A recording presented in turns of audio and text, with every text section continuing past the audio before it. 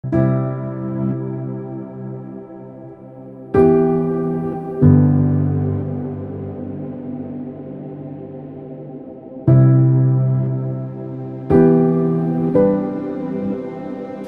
we do in the midst of this sin-sick age that has rejected the gospel and perverted the gospel and replaced the gospel with that which is not the gospel.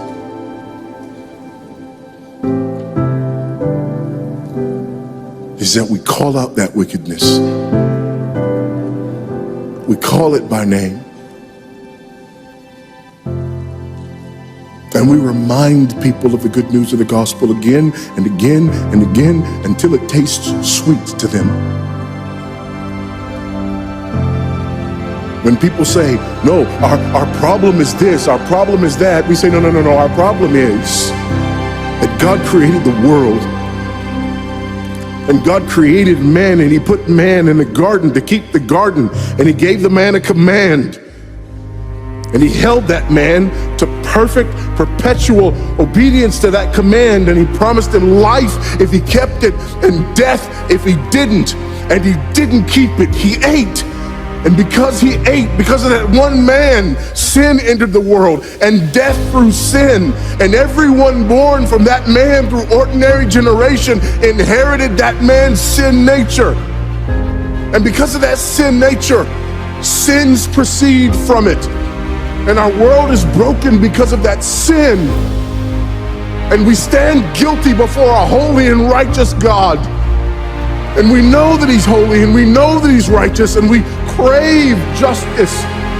But the problem is that if God gives us justice, we all die.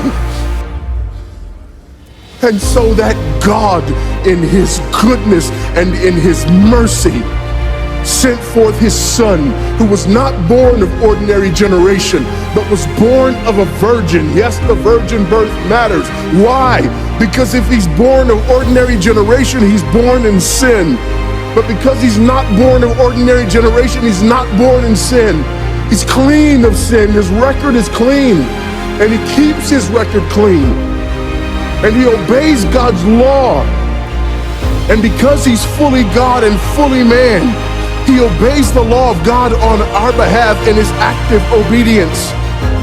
And then in his passive obedience, God made him who knew no sin to be sin for us.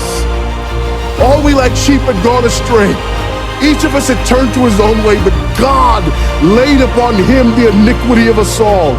And Christ died for sin once for all, the just for the unjust. And God imputes our sinfulness to him.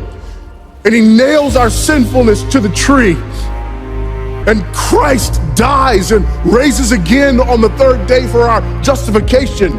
And there's another imputation. The righteousness of Christ is actually imputed to us, so that God can be both just and the justifier of the one who places faith in Jesus Christ, so that all those who come to Christ may enter in, so that all those who place faith in Christ might be saved, but not only saved, but sanctified, because he's the firstborn of many brethren.